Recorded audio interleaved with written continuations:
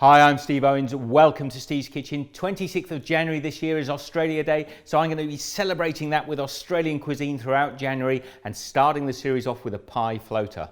Now, the pie floaters traditionally originated from South Australia, from Adelaide in particular. They were sold on the streets in pie carts, around the stations. On the way home, people would pick them up. A pie floater is an Aussie meat pie that's floating in a pea and ham soup. Now, the pie itself can be really any filling, and I'm going to be doing a Stockman's pie. The soup, well, I made that the other day, and I'll leave a link here if you want to get across and make the pea and ham soup. Now, let's get on and put this thing together, and I'll show you the delicious pie floater.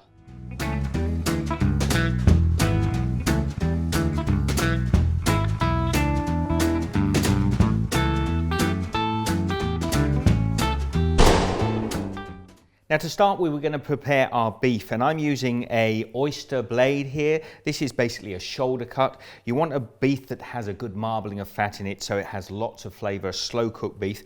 And we want to cut these into cubes, but fairly small. Now, our beef pieces don't want to be any bigger than this. A lot of people use hamburger or minced beef. I really prefer to use beef like this because you know what's going into it and the flavour is so much better.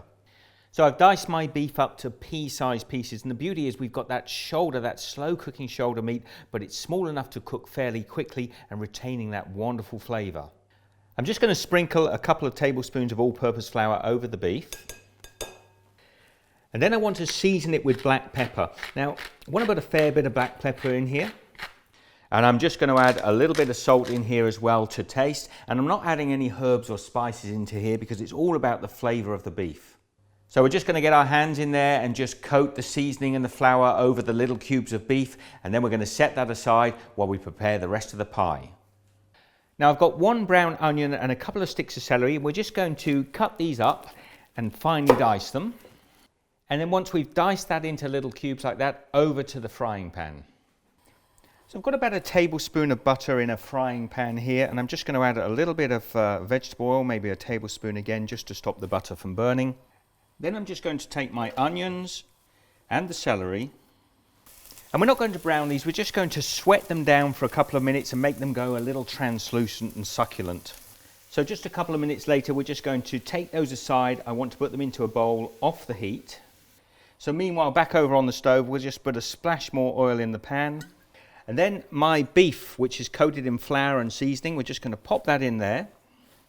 And we want to move that around now just in the pan, let the oil coat it so the bits of beef separate. So we just continue to cook those bits of beef until they've caramelised on their surface. So once we've got some colour in our beef, we can return our onions and celery. Give that a little mix through. Now we need to add 1 cup of stock, preferably beef stock. And some of you may have wondered why I had the Vegemite there on the side. I'm going to take a couple of teaspoons of Vegemite and put that in there as well. It certainly wouldn't be an Aussie meat pie without Vegemite in it. Now, if you can't get Vegemite where you are, you can use Marmite or any other yeast extract, maybe a Bovril or something.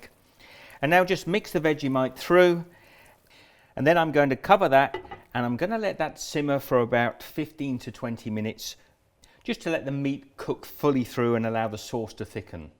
And whilst that's happening, we can get on and make the pie cases.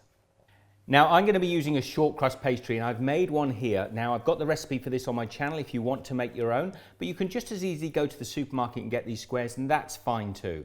Now, often or not, when you're making small pies, you're going to be using a case like this one to help form the pie, but I'm going to have a bit of fun here because I like the old traditional ways of making, and in the 1800s, they would have made them in a different way. So I'm going to hand form the pastry, and I'll show you how. And actually, for this first pie, I think I'll demonstrate with a store-bought pastry just to show you what to do. I've got a tea plate. It's about 6.5 inches in diameter, and I'm just going to use that as a template to cut out my pie circle.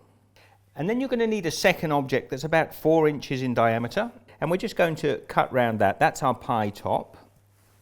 And this is how we're going to make our pie. We're just going to fold the pastry up, just going to pinch a little fold like this, and then squeeze it together.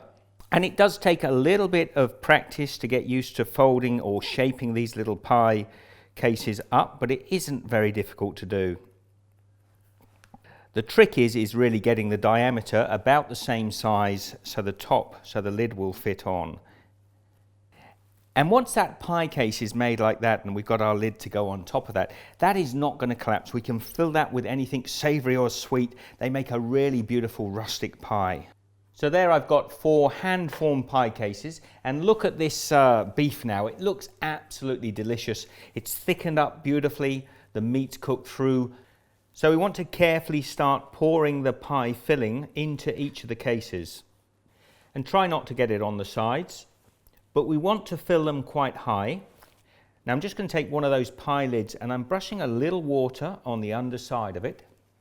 Then I want to turn it and lay it on top of the pie.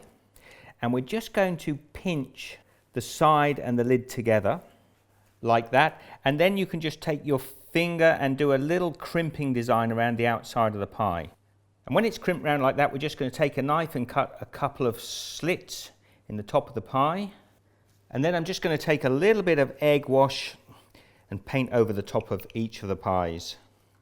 So I've preheated an oven to 400 degrees Fahrenheit, that's 200 degrees Celsius. We're just going to pop the pies in there now and they'll cook within about 25-30 minutes. Now there are my pies out of the oven, and I love the rustic look of these. I mean, this is the way they would have made the pies in the 1800s. Fantastic, and they are going to be so tasty. So I'm now just going to take some of that lovely pea soup I made earlier, and we just want 1 scoop in the bottom of a soup bowl like that. Take one of those pies, lay it down in the soup, and it's also the tradition to put some pea and ham soup over the top. Now I'm not going to completely cover my pie. And some people might think this is sacrilege, but tomato ketchup is usually zigzagged across the top of the pie when they're served on the street.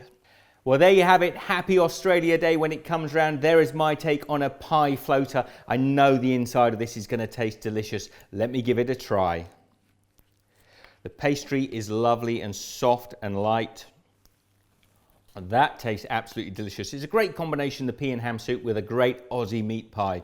You have to try this one sometime. If you don't try it at home yourself, get across to South Australia, get into Adelaide, keep those pie carts alive. Be good. I'll see you in the next video. Thanks for joining me for this Australian special. I will leave some links to some other videos up here. Keep your eyes peeled because we've got a lot of great Australian treats coming all the way through January. Be good, and I'll see you next time. Take care.